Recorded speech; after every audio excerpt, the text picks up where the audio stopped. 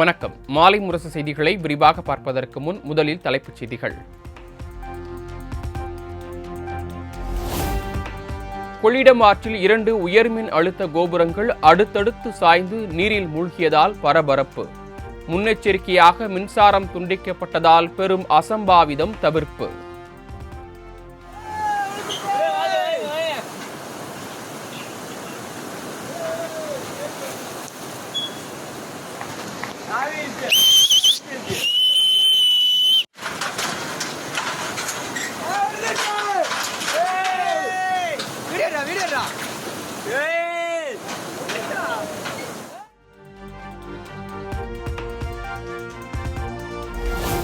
திருச்சி கொள்ளிடம் ஆற்றில் உயர்மின் கோபுரம் சாயாமல் இருக்க மின்வாரிய ஊழியர்கள் மேற்கொண்ட முயற்சி தோல்வி.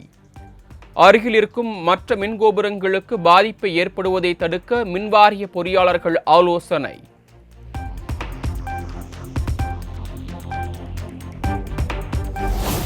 கல்வி நிறுவனங்கள் அதிகமுள்ள மாநிலமாக தமிழ்நாடு திகழ்கிறது. லயோலா கல்லூரி 100ஆண்டு விழாவில் முதலமைச்சர் மு.க. ஸ்டாலின் பெருமிதம். இந்தியாவில் எந்த வகைப்பட்ட கல்வி நிறுவனத்தை எடுத்துக்கிட்டாலும் அது தலை சிறந்த கல்லூரிகள், பல்கலைக்கழகங்கள், கல்வி நிறுவனங்கள் அதிகம் இருக்க மாநிலமா நம்முடைய தமிழ்நாடு தான் இருக்கு.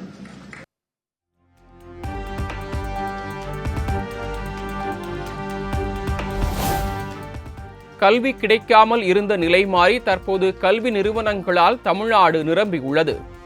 அனைவருக்கும் தரமான கல்வி கிடைக்க வேண்டும் என்பதுதான் நமது தாரக மந்திரம் எனவும் முதலமைச்சர் மு.க. ஸ்டாலின் பேச்சு. தமிழ் புதல்வன் போன்ற திட்டங்கள் அனைவருக்கும் தரமான கல்வி கிடைத்தாதான் நம்ம திராவிட மாடல் என்று சொல்வதில் அர்த்தம் இருக்கும்.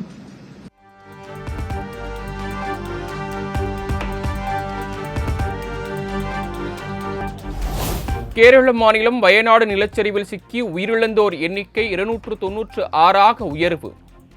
1500க்கும் மேற்பட்டோர் மீட்கப்பட்டுள்ள நிலையில் 4வது நாளாக தொடரும் மீட்பு பணி.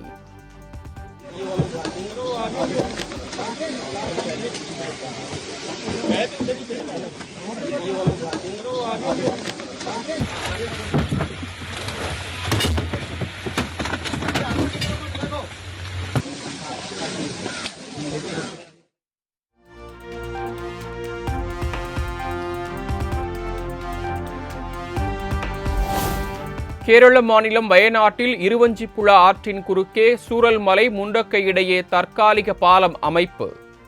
இந்திய ராணுவம் மற்றும் தேசிய பேரிடர் மீட்பு படையினர் போர்க்கால பணியை அடுத்து திறக்கப்பட்ட பாலம் பயன்பாட்டிற்கு வந்தது.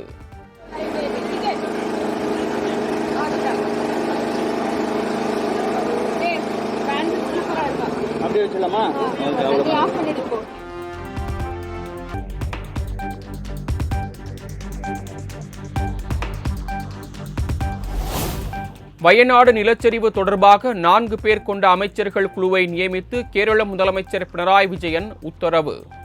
அமைச்சர்கள் கே. ராஜன், ஏ.கே. சசீந்திரன், முகமது ரியாஸ் உள்ளிட்டோர் குழுவில் இடம்பெற்றுள்ளனர்.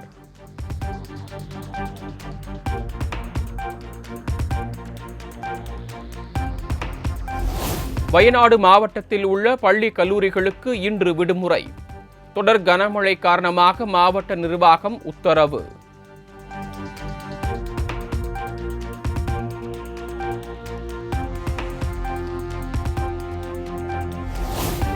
வயநாடு நிலச்சரிவு ஏற்பட்ட பகுதிகளில் 3 நாட்களுக்கு இலவச சேவை வழங்கப்படும். ஏர்டெல் நிறுவனம் அறிவிப்பு.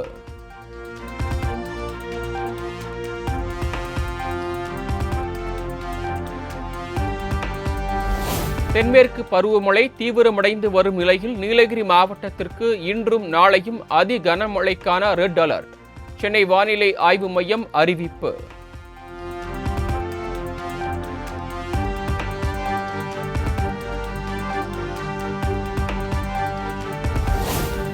தமிழ்நாட்டில் இன்று முதல் 7 நாட்களுக்கு இடி மின்னலுடன் கூடிய மிதமான மழைக்கு வாய்ப்பு. புதுச்சேரியில் லேசான மழை பெய்யக்கூடும் எனவும் சென்னை வானிலை ஆய்வு மையம் கணிப்பு.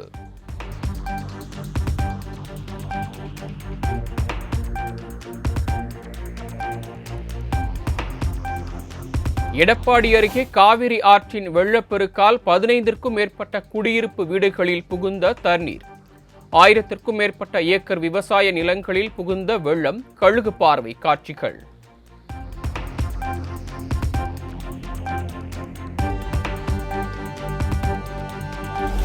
மேட்டூர் அணையிலிருந்து வெளியேற்றப்படும் நீரின் அளவு வினாடிக்கு 1,73,000 கன அடியாக உயர்வு. 16 கண் மதகுகள் வழியாக வினாடிக்கு 1,48,500 கன அடி தண்ணீர் வெளியேற்றம்.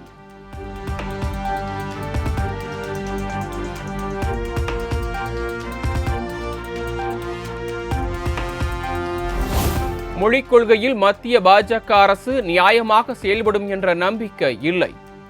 மாநிலத்தின் உரிமைகளை மத்திய அரசு பறித்து வருவதாகவும் திமுக எம்பி கனிமொழி சாடல்.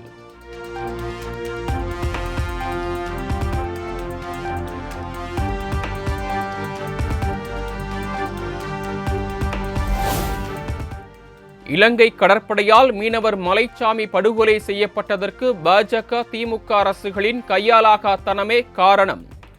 நாம் தமிழர் கட்சி தலைமை ஒருங்கிணைப்பாளர் சீமான் குற்றச்சாட்டு.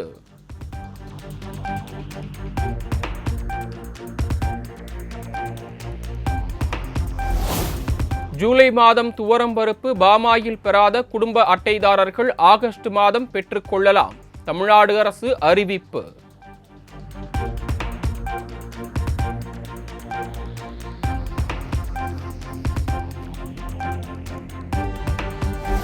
வார விடுமுறை ஆடி அமாவாசையை முன்னிட்டு தமிழ்நாடு முழுவதும் இன்று முதல் 3 நாட்களுக்கு 1140 சிறப்பு பேருந்துகள் இயக்கம். பயணிகளின் வசதிக்காக தமிழ்நாடு அரசு போக்குவரத்து கழகம் அறிவிப்பு.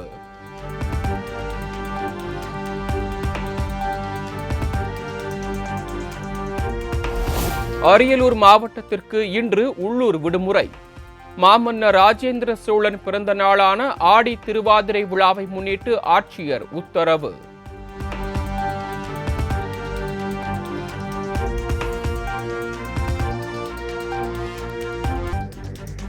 திண்டுக்கல் மாவட்டம் வடமதுரையில் நில அளவீடு செய்ய 7,000 ரூபாய் லஞ்சம் வாங்கிய சர்வேயர் கைது.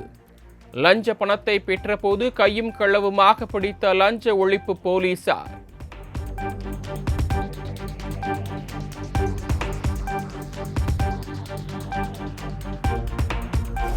திருப்பத்தூர் மாவட்டம் கோவிலூர் வயல் பகுதிகளில் சுற்றித் திரிந்த ஒற்றை கொம்பன் காட்டு யானை. வீடியோ இணையதளத்தில் வெளியானதால் பொதுமக்கள் அச்சம்.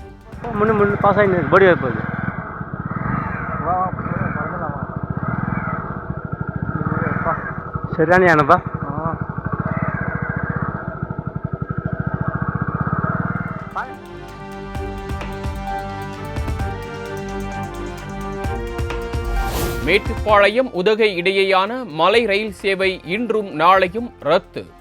மண் சரிவு காரணமாக தண்டவாளத்தில் சீரமைப்பு பணிகள் நடைபெறுவதால் ரயில்வே நிர்வாகம் அறிவிப்பு.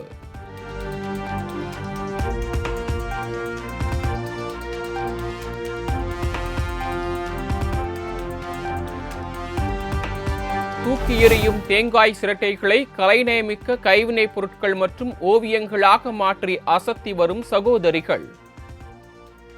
தேங்காய் சிரட்டைகளை கொண்டு கைவினைப் பொருட்கள் செய்வதற்கான தொழில் தொடங்குவதற்கு அரசு உதவிக்கரம் நீட்ட வேண்டும் என கோரிக்கை.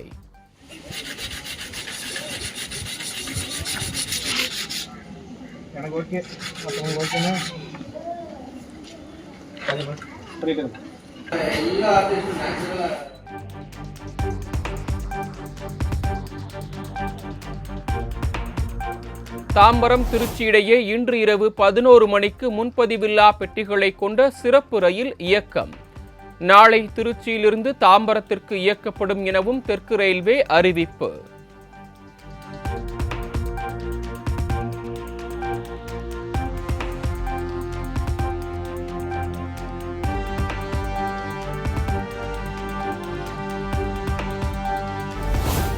தஞ்சாவூர், திருவண்ணாமலை, திருவானைக்காவல் ஆகிய பகுதிகளில் உள்ள சிவாலயங்களில் ஆடி மாத பிரதோஷ விழா. திரளான பக்தர்கள் பங்கேற்று சுவாமி தரிசனம்.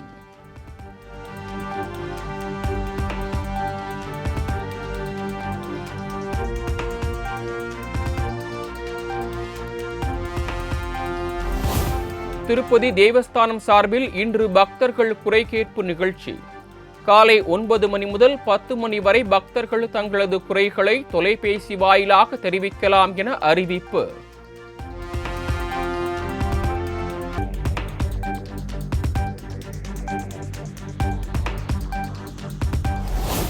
புதுச்சேரி மாநில சட்டப்பேரவையில் 12,700 கோடி ரூபாய்க்கான பட்ஜெட் இன்று தாக்கல் செய்கிறார் முதலமைச்சர் ரங்கசாமி.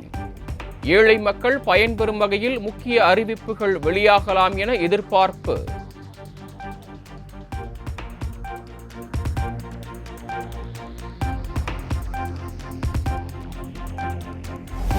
டெல்லியில் குடியரசுத் தலைவர் திரௌபதி முர்மு தலைமையில் இன்று தொடங்குகிறது ஆளுநர்கள் மாநாடு.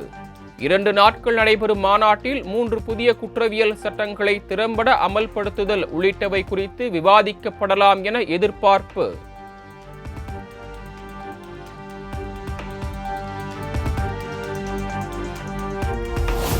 நீட் வினாத்தாள் விற்பனை வழக்கில் 13 பேர் மீது முதல் குற்றப்பத்திரிகையை தாக்கல் செய்தது சிபிஐ.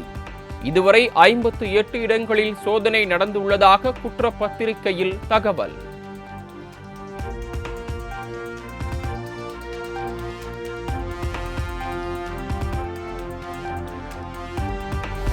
இமாச்சல் பிரதேசத்தில் பலத்த காற்றுடன் கூடிய கனமழைக்கு 5 பேர் உயிரிழந்த நிலையில் 50க்கும் மேற்பட்டோரை தேடும் பணி தீவிரம்.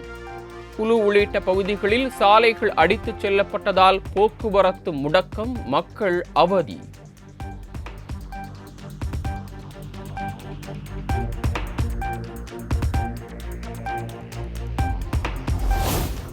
இமாச்சல் பிரதேச மாநிலம் ராம்பூர், சம்பா உள்ளிட்ட பகுதிகளில் மேக வெடிப்பால் கடும் நிலச்சரிவு.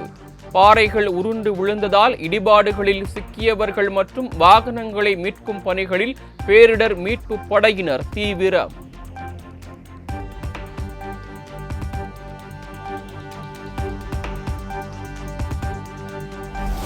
ராஜஸ்தான் மாநிலம் ஜெய்ப்பூரில் இரவில் கொட்டி தீர்த்த கனமழை. சாலைகளில் பெருக்கெடுத்து ஓடிய மழை நீரால் பொதுமக்கள் கடும் அவதி.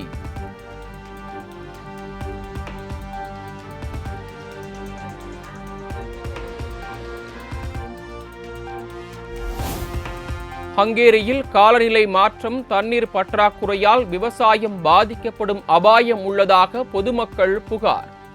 அரசு உரிய நடவடிக்கை எடுக்க வலியுறுத்தி ஒட்டகங்களுடன் ஊர்வலமாக சென்று எதிர்ப்பை பதிவு செய்த விவசாயிகள்.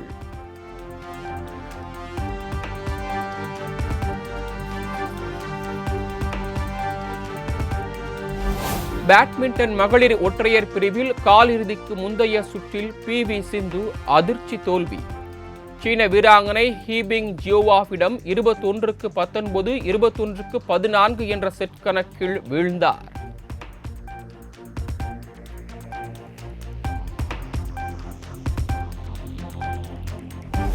பாரிஸ் ஒலிம்பிக் பேட்மிண்டன் ஆடவர் ஒற்றையர் பிரிவு காலிறுதிக்கு இந்தியாவின் லக்ஷயா சென் முன்னேற்றம்.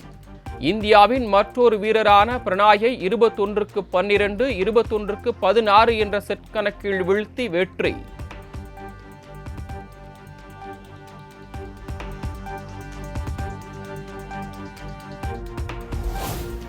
TNPL கிரிக்கெட் தொடரின் 2வது தகுதிச் சுற்றில் திருப்பூர் தமிழன்ஸ், திண்டுக்கல் டிராகன்ஸ் அணிகள் இன்று மோதல்.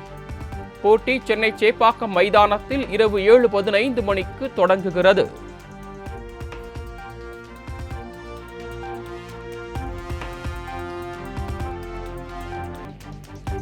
நடிகர் விஷாலுக்கு எதிராக லைகா நிறுவனம் தொடர்ந்த வழக்கில் குறுக்கு விசாரணை நிறைவடையாததால் இன்று மீண்டும் விசாரணை. விஷால் நேரில் ஆஜராகும்படி சென்னை உயர்நீதிமன்றம் உத்தரவு.